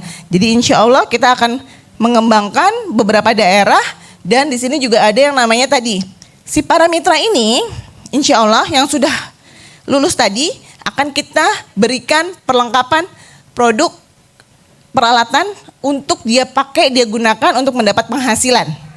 Ya, jadi bagi teman-teman bisa nih kalau misal belajar dulu di Alena House, sudah lulus, sudah oke, dia akan kita berikan yang namanya ini tadi, peralatan, perlengkapan dan produknya. Terus alhamdulillah insya Allah kita berharap dengan itu mereka bisa dapetin take home pay kira-kira 3 sampai 5 juta. Ya, semoga ini bisa membantu untuk mengurangi angka pengangguran di Indonesia. Selanjutnya adalah pelayanannya pasti harus sesuai syariah. Di sini juga ada Bu Rosa juga, beliau juga sama memiliki aplikasi yang juga mengangkat dan menyerap juga. Dan pasti kita kan punya pangsa pasar beda. Walaupun kita istilahnya dianggapnya saingan, tapi kita tetap kolaborasi, ya nggak Bu? Nah seperti itu, jadi tetap harus berkolaborasi. Nah kalau yang mau jadi partner kami, yang pertama memang tinggalnya harus di luar Jabodetabek, Pekanbaru, dan Padang. Selanjutnya dan harus menjalankan 8 step tadi. Jadi harus mau terus nambah ilmu, harus berkomunitas, harus melakukan 8 step tadi. Dan yang pasti mereka akan menjadi kantor perwakilan di salah satu daerah tersebut. Daerahnya mana aja? Daerahnya adalah di Bandung, di Medan, Yogyakarta, Surabaya, Semarang, Denpasar, Batam. Jadi silakan yang ada di daerah tersebut bisa mengajukan diri menjadi mitra bisnisnya Alena House karena kita juga lagi akan ada yang namanya melakukan pelayanan yang namanya pelayanan ekspres. Jadi kalau misalnya teman-teman para pelanggan Alena merasakan dari head to toe gitu ya, dari ujung rambut hingga ujung kaki itu perawatannya bisa dilakukan. Nah ini pelayanannya tidak semuanya tapi bertahap. Biar apa? Biar modalnya tidak terlalu banyak. Jadi biar teman-teman biar cepat ngelangkahnya ya. Jadi ada body treatment aja, ada Vulcano, ada face totok dan kit massage. Insya Allah kalau misalnya teman-teman nanti akan menambah untuk hair treatmentnya, untuk yang lainnya itu pelan-pelan. Jadi biar bisa langsung melangkah. Nah ini adalah penawaran terbaik saat ini bagi teman-teman yang ada di online dan ini ada yang di offline yang mana sebenarnya kalau misalnya di sini bilang wah ternyata lagi diskon. Iya jadi dengan 3 terapis dengan ada perlengkapan, produk semuanya sudah ada, itu hanya 150 juta. Bisa dicicil. Seperti itu. Dan insya Allah kita berjuang bareng-bareng untuk di daerah-daerah tertentu. Siap berkolaborasi dengan bentuk apapun. Bagi teman-teman yang mau yang ada tadi di daerah tersebut, langsung menuju di belakang, silahkan ngobrol-ngobrol di belakang, nanti kita akan infokan bagaimana caranya. Terima kasih. Wassalamualaikum warahmatullahi wabarakatuh.